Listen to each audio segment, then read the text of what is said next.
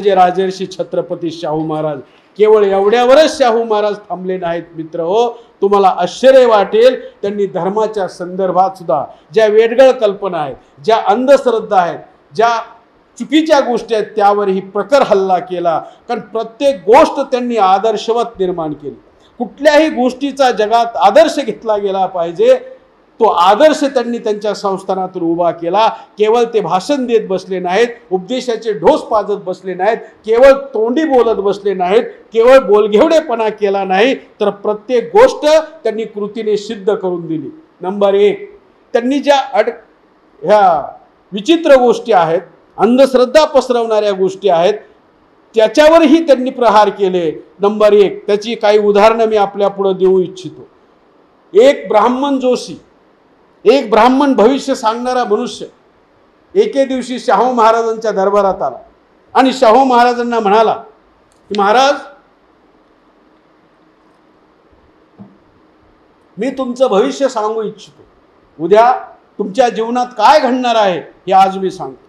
शाहू महाराजांना ठरवलं, याची खोड मोडली पाहिजे, याला अद्दल घडवली पाहिजे, याला धडा शिकवला पाहिजे। छत्रपती शाहू महाराज त्याला म्हणाले, आता मी फार घाईत आहे, असं कर, तू उद्या 11 वाजता, भटजी तुम्ही उद्या सकाळी 11 वाजता या, मी आता गडबडीत आहे। आणि ते बाहेर गेले आणि जाताना दरबारी लोकाला सांगितलं, ह्याला पकडा आणि तुरुंगात टाक। दरबारी लोकांनी पकडलं आणि तुरुंगात टाकलं। त्याला कळच ना मला तुरुंगात का टाकलं, कारण ज्योतिष। एक रात्र तुरुंगात बेसन भाकरी खाणं, ब्लँकेट, डास, मच्छर, ढेकून, त्याला रात्रभर झोप आली नाही।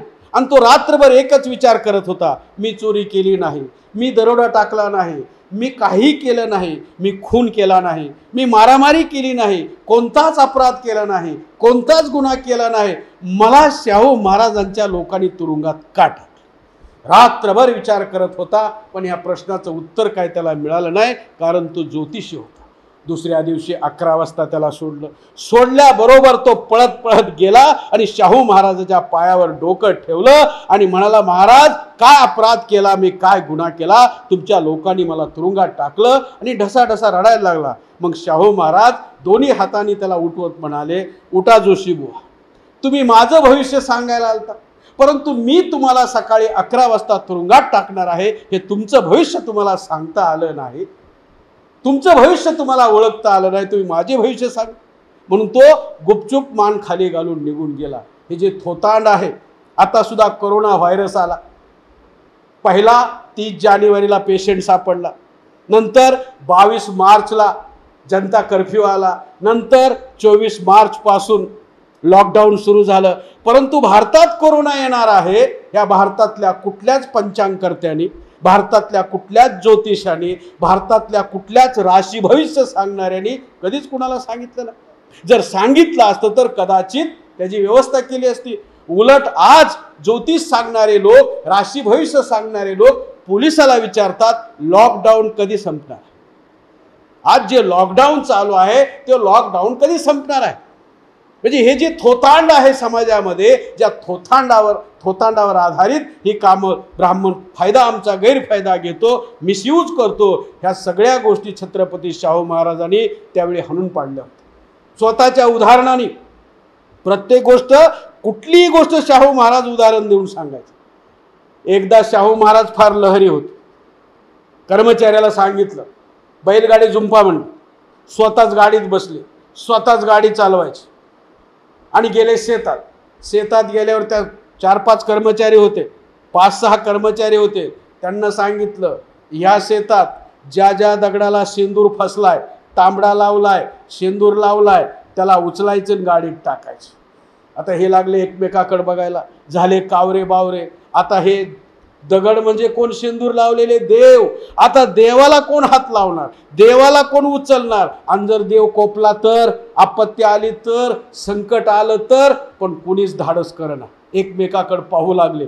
मग शाहू महाराजच गाडीतून उतरले, 2-4 शेंदूर फासलेले दगड उपटले आणि गाडीत टाकले। मग त्यांनाही थोडं धाडस आलं, मग सगळ्या शेतातले शेंद्री देव गाडीत टाकले, पण गाडी गावाकडच्या दिशेने निघाली। मग भीत एक जणाने विचारलं, कारण उत्सुकता असते, पण कुणी बोलायचं, शाहू महाराजाला कसं विचारायचं? पण एक जणाने विचारलं, महाराज ते देव तुम्ही गाडीत का टाकले, शेतातून का उपटले? मग बराच वेळ शांत बसलेले शाहू महाराज म्हणाले, गड्यांनो, जोपर्यंत हे सेंद्रिय देव आपण मातीत गाडणार नाही आपली शेती पिकणार नाही.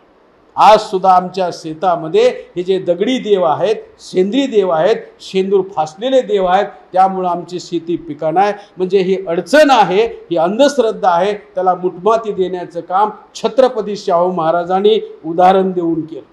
एवढंच नाही मित्रहो, तुम्हाला आश्चर्य वाटेल, त्यांच्या पत्नी लक्ष्मीबाई ह्या राजाला म्हणाल्या, महाराज श्रावण महिना आहे, चातुर्मास आहे, धार्मिक कामं केली पाहिजे, पुण्य कमवलं पाहिजे, आपण रामायणाची पोथी लावू, महाभारताची पोथी लावू, असं करू. महाराज सांगायचे हे खोटं असतं, राणी सरकार हे थोतांड असतं, असं नका करू. पण राणी सरकार ऐकायला तयार नव्हत्या. त्यांनी सासूबाईकडून म्हणजे थोरल्या महाराणीकडून आदेश आणला आणि मग नाइलाज असतो शाहू महाराजांनी त्यांना पोथ्या लावण्याची परवानगी दिली. पण शाहू महाराजांनी जाता जाता सांगितलं, पोथ्या लावा म्हणले, पण मत्स्य पुराण लावा, मत्स्य पुराण लावा, तुम्हाला परवानगी भेटल्याचा आनंद राणीला झाला आणि त्यांनी मत्स्य पुराणाची पोथी लावली. आणि शाहू महाराज लंडनला गेले. दररोज एक अध्याय भटजी यायचे, त्यांची पाद्यपूजा म्हणजे पाय धुवून पूजा. त्यानंतर ते पाटावर बसायचे, मग उदबत्ती, मग अगरबत्ती आणि त्या मंगलमय वातावरणामध्ये भटजी अध्याय वाचायचे. असा 1 दिवस गेला, 2 दिवस गेले, 69 दिवस गेले, 69 अध्याय झाले आणि 70वा दिवस उजडला आणि 70वा अध्याय आला. तुम्ही सुद्धा जिज्ञासू लोकांनी मत्स्य पुराणामधील 70वा अध्याय जरूर वाचला पाहिजे. आणि ज्यावेळी 70वा अध्याय आला, महाराज लंडनवरून कोल्हापुरात पोहोचले आणि पोहोचल्यावर राणी सरकारला म्हणाले, आम्ही बी ऐकावी का पोथी? मग राणी सरकार म्हणाला, तुम्हाला कोण अडवणार, तुम्ही बी ऐका आणि थोडं पुण्य कमवा.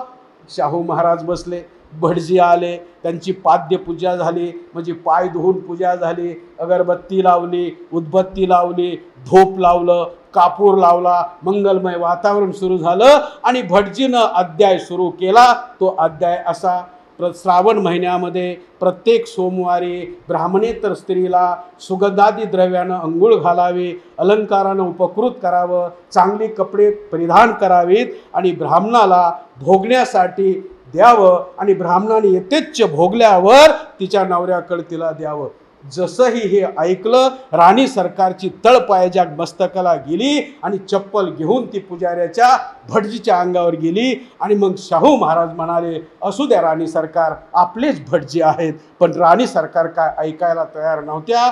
त्या दिवसापासून भटजीची पाद्यपूजा आणि भटजीच्या पोथ्या शाहू महाराजाच्या घरातल्या बंद झाल्या. पण ब्राह्मण तरी शांत बसत नव्हते. त्या बायकांना भेळवण्यासाठी रक्तानं माखलेल्या हाताचे पंजे भिंतीवर, दरवाजावर काढायचे आणि अशुभ आहे अशा प्रकारची भीती घालण्याचा प्रयत्न करायचे. अशा प्रत्येक गोष्टीतून छत्रपती शाहू महाराजांनी उदाहरणातून लोकाला समजावून सांगितलं.